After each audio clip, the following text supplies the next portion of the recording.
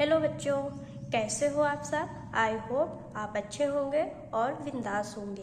तो आप सभी का स्वागत है हमारे YouTube channel PT smart study classes में।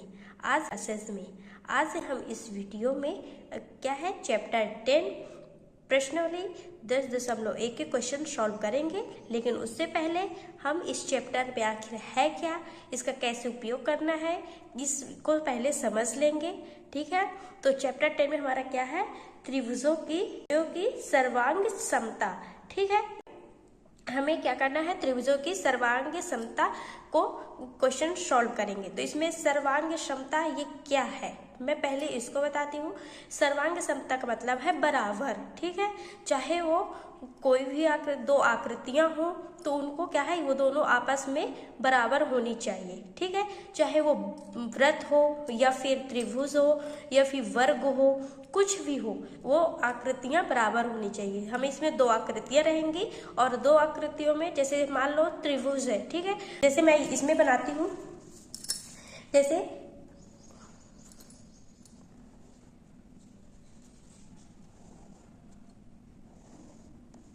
जैसे ये वाला त्रिभुज और ये वाला त्रिभुज, इसमें क्या है, इनकी सभी भुजाएं और कोण क्या होने चाहिए, बराबर होने चाहिए। ये मान लो ये ए है और ये बी, तो ये बी वाला है ना, जब हम इसके ऊपर रखेंगे तो इसको एकदम से पूरा ढक लेगा। ठीक है, जब ढक लेगा ना तो उस वही हमारा क्या है, सर्वांग समता है। ठीक है, तो जैसे अब मान लीजिए व्रत को मैं लेती हूँ, तो व्रत में क्या है, जैसे ये क्या है, ये मान लीजिए ये दो सिक्के हैं। ठीक, ये दो सिक्के हैं क्योंकि ये एक दूसरे के बराबर में है। ठीक है, तो इसको जब हम इसके ऊपर रखेंगे तो ये देखो पहला वाला जो है, देखिए पहले ये ए है ये बी है। अब हम बी को इसके ऊपर रख देंगे तो इसमें क्या है, बी हमें दिख रहा है क्या, ए हमें दिख रहा है, नहीं दिख रहा, क्योंकि ये उसको पूरी तरह से ढक लिया। इसी तरह त्रिभुज में भी होगा, जब हम बी को इसके ऊपर रखेंगे तो ये भी पूरी तरह से ढक लेना चाहिए, क्योंकि इसमें चाहे भुजा हो या चाहे कोण हो, इनको सभी के ये तीनों के भुजा और कोण दोनों बराबर होते एक दूसरे के। ठीक है, जैसे इसमें भी, इसमें क्या है, ये इसमें क्या है, वृत्त का ये जो आकार है ना, ये एकदम से बराबर है। ठीक है, और इसकी जो त्रिज्या व्यास सब कुछ सेम है, इसीलिए इसको इसके ऊपर जब हम रखते हैं तो ये एकदम से बराबर से इसको ढक लेता है। ठीक, समझ में आ गया होगा सर्वांग समता क्या है, मतलब कि ये जो भुजा है, इसकी भुजा इसके बराबर होनी चाहिए, ये वाली भुजा इसके बराबर होनी चाहिए, ये भुजा इसके बराबर होनी चाहिए, और ये जो कोण है ना, ये कोण इनके बराबर होना चाहिए। ठीक, तो आपको समझ में आ गया होगा कि सर्वांग समता क्या है। ठीक, जैसे मैं इसको नाम दे दूंगी ए बी सी और इसको पी क्यू आर। ठीक है, ये जैसे इनके नाम हो गए। अब नाम में हमें क्या है, ये जैसे चिन्ह है, कौन सा चिन्ह है, ये जैसे पी है ना, ये ए बी है पर किसके, पी क्यू के, ये क्या है, संगत है। ठीक है, मतलब बराबर में है। ठीक, तो यहाँ पर हम लिख देंगे ए बी, और संगता का वो क्या होता है, चिन्ह ये वाला होता है, इसको हम क्या बोलते हैं, ये संगता का चिन्ह है। ठीक है, ये है, ठीक, ये पी क्यू है, ए बी संगत है किसके, पी क्यू के। ठीक, और जैसे अब त्रिभुज में ये हो गया, और ए सी संगत है पी आर के, ये वाला संगत है किसके, पी आर के है, और बी सी संगत है क्यू आर के। ठीक, ये बी सी जो संगत है ना, ये क्या है, इसके संगत है, तो मतलब ये बराबर है। ठीक है, ये क्या है, ये तीनों बराबर है। और इसी तरह से क्या होगा, कोण भी बराबर होंगे। जैसे ये कोण है ना, कोण पी के बराबर होगा। ठीक, यहां पास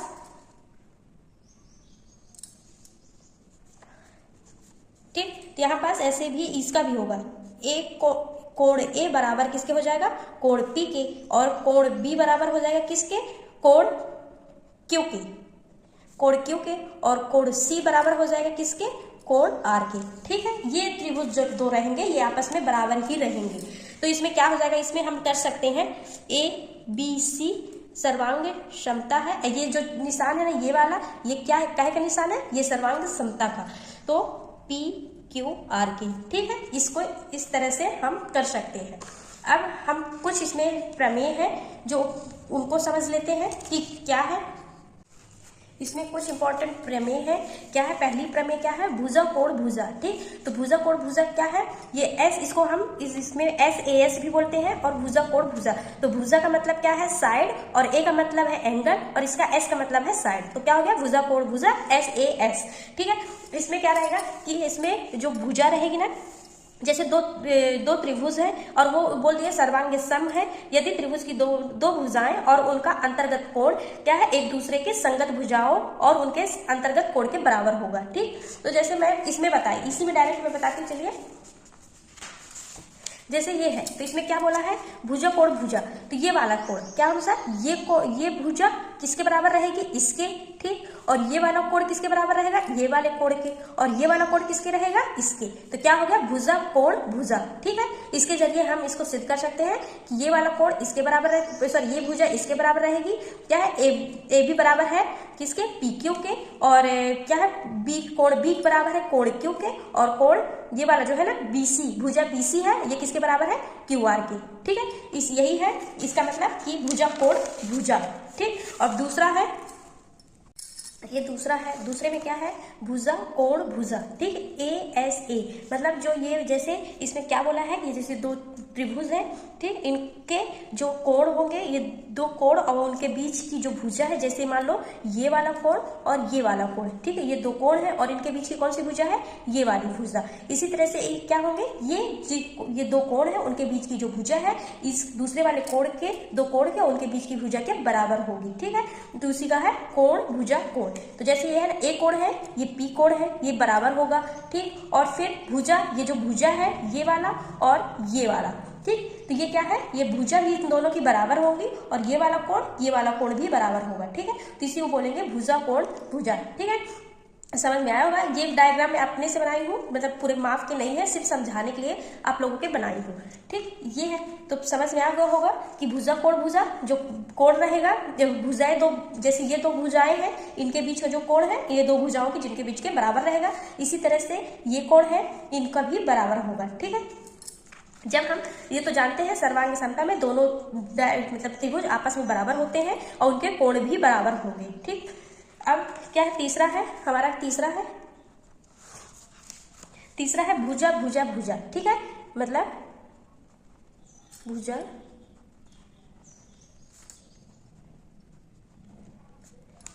भुजा भुजा, मतलब किसका क्या आ जाएगा? ये एस एस एस। ठीक है, इसको साइड साइड साइड, भुजा का मतलब साइड साइड साइड।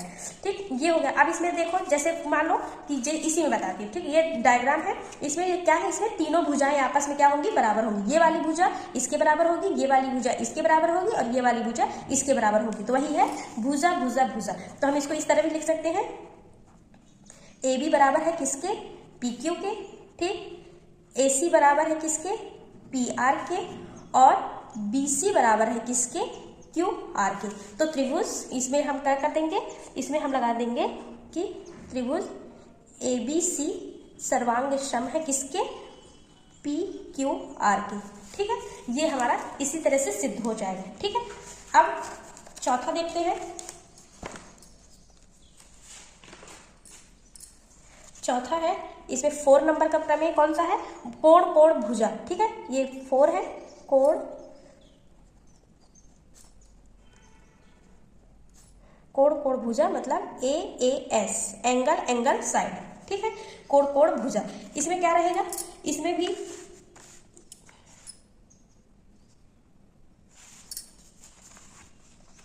जैसे मान लीजिए दो टाइम, ये ए है, ये बी, ये सी, और ये पी, ये क्यू और ये आर। ठीक, तो इसमें क्या बोला है?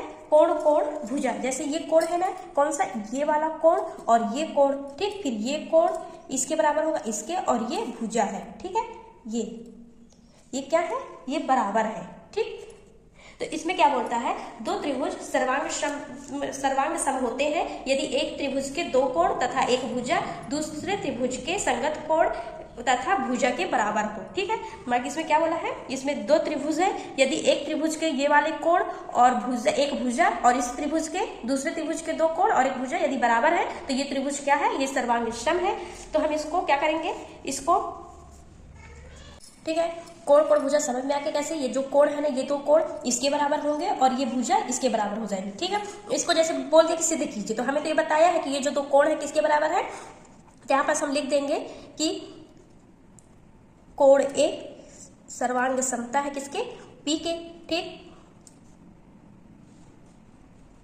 ठीक है, फिर इसी तरह ये कोण है, कोण कौन सा, सी, ये सी है, ये किसके हो जाएगा, ये आर के। ठीक है, अब और क्या है, हमें भुजा दिया है ना, तो भुजा भी आ जाएगी BC, क्या है, किसके सर्वांग दिशा में, ये QR के। ठीक है, ये हमें तो क्या दिया, ये हम लिख देंगे यहाँ पास दिया है। ठीक, इसी तरह से फिर इसमें क्या हो जाएगा कि जो कोण है ना, ये कोण, अब जैसे इसमें ABC बराबर है किसके, PQR के, यहाँ पास हम लिख देंगे त्रिभुज ABC बराबर है P त्रिभुज PQR के। ठीक, ये दोनों बराबर है, यदि ये दोनों बराबर है तो इनके कोण भी आपस में बराबर होंगे। जैसे कोण A बराबर कोण P, ठीक, कोण C बराबर कोण R, और इसकी जो भुजा है BC बराबर है किसके, QR के। ठीक, क्योंकि यदि ये क्या है, ये दोनों यदि बराबर है एक दूसरे के तो ये भी बराबर होंगे, और ये सर्वांग सम है तो ये। ठीक, अब इसमें क्या है, हम तो ये जानते हैं कि जैसे कोण, ये जो कोण B है ना और कोण Q, ये क्या है, ये भी तो बराबर है, ये दोनों बराबर है तो ये भी बराबर है, और यदि ये बराबर है तो ये क्या है, इन दोनों का योग क्या हो जाएगा, 180 अंश हो जाएगा। ठीक है, तो इनको अंतः कोणों का योग क्या हो जाएगा, 180 अंश। यहाँ पास चूंकि कोण B बराबर कोण Q, ठीक है, कोण B लिख सकते हैं त्रिभुज के अंतः कोणों का योग 180 अंश होता है। ठीक, ये तो हमें पता है। तो अब जब जो है BC है ना, तो BC भुजा कोण B और कोण C के बीच है, यहाँ हम क्या है, इसमें क्या है, ये जैसे BC है, क्या है, BC भुजा है और क्या है, कोण B। ठीक, कोण B है और कोण C क्या है, कोण भुजा कोण, इसमें क्या होता है, कोण भुजा कोण। तो हम इसको सिद्ध कर सकते हैं किससे, कि कोण भुजा कोण सर्वसमता। ठीक है, ये सर्वांग क्षमता है, जिससे त्रिभुज AB क्या है, त्रिभुज, इसमें हम पहले लिख देते हैं कि कोण B किसके बराबर है, कोण Q के। ठीक, और ये जो BC है किसके बराबर है, कोण QR के। ठीक, और ये जो C है ना, कोण C बराबर है कोण R की। ठीक, तो क्या हो गया, कोण भुजा कोण, यहाँ पास कोण भुजा कोण से ये भी क्या है, ये भी बराबर हो गए। अब इसमें हम सिद्ध कर सकते हैं कि त्रिभुज ABC सर्वांग सम है किसके, PRQ के। ठीक है, ये सिद्ध हो गया है। अब हम देखते हैं कौन सा, पांचवा,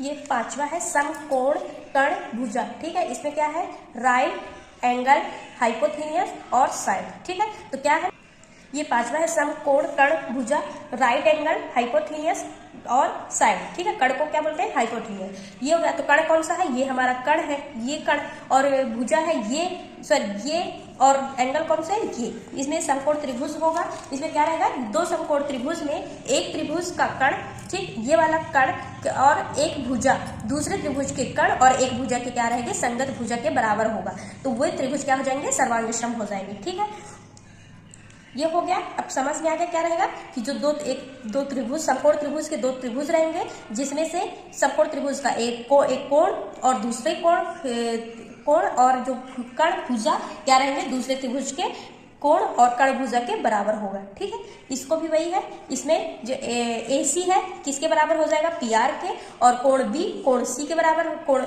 Q के बराबर हो जाएगा, और भुजा क्या है, भुजा ये है BC किसके बराबर रहेगी, QR के। ठीक, अब हम समझ चुके हैं कि सर्वांग क्षमता किसको बोलते हैं, और जो इसकी प्रमेय 5 होती उनको भी समझ लिए हैं कि कैसे क्या है। अब हम प्रश्नावली 10.1 के क्वेश्चन सॉल्व करेंगे। तो इसमें क्या है, इसमें ये पहला है, क्या है, चित्र में यदि OA बराबर है OD के, जो ये OA रेखा है ना, ये OA बराबर किसके है, ये OD के। ठीक, तथा OB बराबर है OC के, ये वाली रेखा OB बराबर है किसके, ये OC के।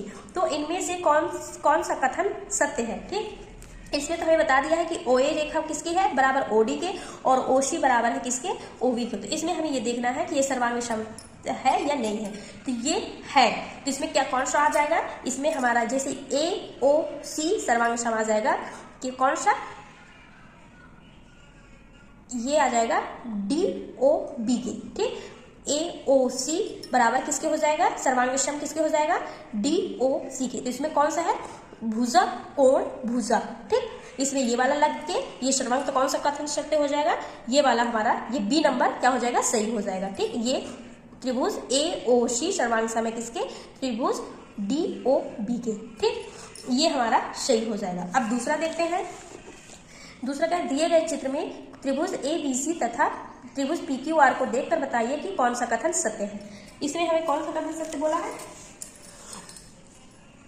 तो त्रिभुज ABC में PQR, तो इसमें हमें देखिए कौन सा बताना है कि कौन सा कथन सत्य होगा। तो हमारा सत्य हो जाएगा ये वाला, देखते हैं AB बराबर हो जाएगा किसके, PQ के, ठीक। ये दोनों बराबर है, और AC बराबर है ये इसके, एक मिनट, ये AC बराबर है किसके, ये बराबर है QR के, और ये BC बराबर है किसके, ये PR के। तो इसमें यही देख के बताना है। तो इसमें क्या आ जाएगा, ABC बराबर PQR। तो इसमें हम PQR पे हम देखते हैं, तो इसमें हमारे ये वाला, ये कोण और ये कोण, ये वाला भुजा और ये भुजा, ये बराबर नहीं है, तो ये हमारा गलत हो जाएगा। अब दूसरे में देखते हैं ABC त्रिभुज QPR, तो ABC त्रिभुज और इसमें QPR, ठीक है। तो जैसे ये QPR है, तो कोण जैसे इसमें दिया है,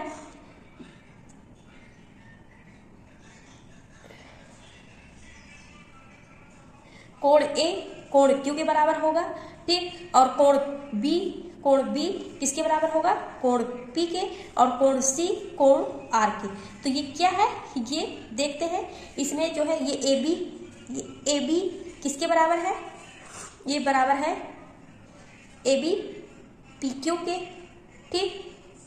QP और BC किसके हैं, PR के, और इसमें AC क्या है, ये इसके बराबर है, ठीक। तो इसको ना ऐसे करके, मतलब उल्टा करके रखा है, तो कौन सा वो सही हो जाएगा, ये B। इसमें क्या है, ABC सर्वांग सम है किसके, QPR के, ठीक। अब इसमें क्या है, निम्नलिखित में कौन सी सर्वांग क्षमता की कसौटी नहीं है। तो इसमें S साइड यानी भुजा हम देख चुके हैं, SAS हम देख चुके हैं, मतलब भुजा कोण भुजा भी देख चुके हैं, और इसमें AA हम नहीं देखे। तो ये क्या है, ये सर्वांग क्षमता की कसौटी नहीं है। इसका सही आंसर क्या हो जाएगा, ये C हो जाएगा।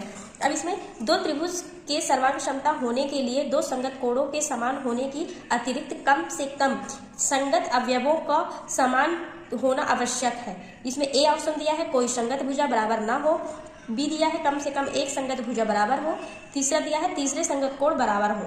इसका सही हो जाएगा कम से कम एक संगत भुजा बराबर हो, ठीक है, समझ में आ गया। दो त्रिभुज के सर्वांग सम होने के लिए दो संगत कोणों के समान होने की अतिरिक्त कम से कम संगत अवयवों के समान होना आवश्यक है। कम से कम एक ही समान हो, कौन सा, कम से कम एक संगत भुजा बराबर हो। इसका आंसर हो जाएगा B। अब इसमें देखिए त्रिभुज में कोण B बराबर है कोण C, ये कोण B बराबर है किसके, ये कोण C के, तथा BD किसके बराबर है, CD के, ठीक। इनके क्रम, इनको समद्विभाजक है, तो AB जो AB है ना, AB अनुपात किसके, AC के होगा। तो इसके लिए हम क्या है, इसमें क्या बोला है, इसको एक त्रिभुज है, इनको तीन भागों में बांटा हुआ है, ये बराबर हो, ये है, ये क्या है, ये तीनों आपस में क्या है, बराबर है, ठीक। कोई भी कम नहीं, जितने ये, यदि एक ये है, एक ये है, एक ये, मतलब इसमें कुछ भी नहीं है। जैसे दो ये हो जाएगा, मान लो दो हम इसको दे देते हैं नाम, कि दो इस ये भी रहेगा, दो ये भी रहेगा, ठीक। ये क्या है, ये आपस में बराबर है। तो क्या बोला है, AB, ये जो AB है ना, ये वाला किसके, AC के बराबर होगा। तो ये तो एक ही है ना, तो एक अनुपात एक हो जाएगा। तो ये कौन सा क्वेश्चन सही हो जाएगा, ये C हो जाएगा, एक अनुपात एक, ठीक है।